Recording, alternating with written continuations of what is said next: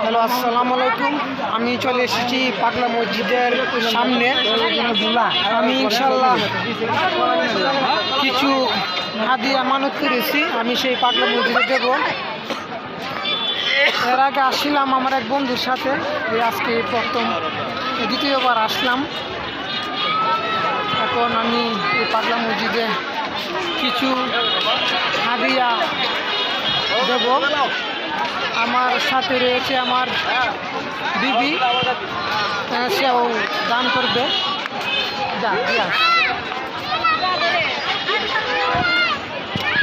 চলে এসেছি। আসলে আমার খুব শখ ছিল সেই পাগলা মসজিদে আসি, আমি পাগলা মসজিদে আসলাম।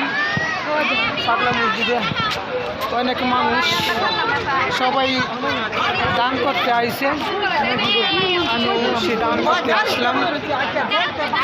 আল্লাহ রহমত, আশা করি আমাদের যে এই বাক্সটাই ওই যে এই বাক্সটাই দান করে, না এদিক দিয়ে হাত ঢুকায় দান করে, ঠিক আছে? তাই আমার মনের যে আমি একটা অসুস্থতায় ভুগতেছি, সেই অসুস্থতা আমার মানত করতে আসলাম।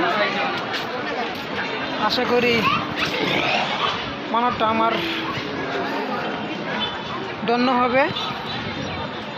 এই সেই পাগলা মসজিদ, আমি চেষ্টা করছিলাম সেই বান্ডারির ওই পারে যাওয়ার জন্য। আমি একটু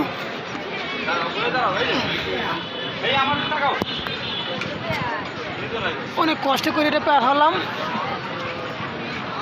আসবি না থাক, তাই অনেক কষ্ট করে সেই বাউন্ডারিটা পার হইলাম। বাউন্ডারিটা চারুমুখে বাড়া দেওয়া। অবশ্যই আপনারা যারা সেই পাগলা মসজিদকে ভালোবাসেন, অবশ্যই আপনারা সেই মসজিদে দান করতে আসবেন। আপনার 2 রাকাত নামাজ পড়তে আসবেন। আপনার যদি কিনু মনের ভিতরে কিনু দুঃখ কষ্ট থেকে থাকে, অবশ্যই পূর্ণ হবে। এই সেই কিশোরগঞ্জ পাগলা মসজিদ, অবশ্যই আপনার মনের আশাটা পূর্ণ হবে।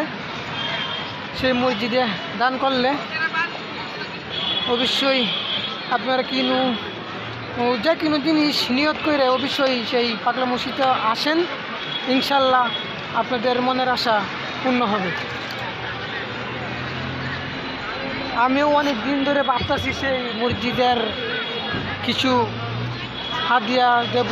ইনশাল্লাহ আজকে আমি দিতে পারছি, আমার জীবনটা ধন্য। অবশ্যই খুব ভালো লাগলো সেই পাগলা মসজিদে আইসা। আপনারাও আসেন, আপনারাও পাগলা মসজিদে আসেন। ভালো থাকেন, সুস্থ থাকেন। আর আপনারা আমার ভিডিওটা পাগলা মসজিদের যে ভিডিওটা যে দেখতেছেন, অবশ্যই লাইক করবেন, শেয়ারের ভিতরে জানিয়ে দিবেন। ভালো থাকেন, আসসালামু আলাইকুম।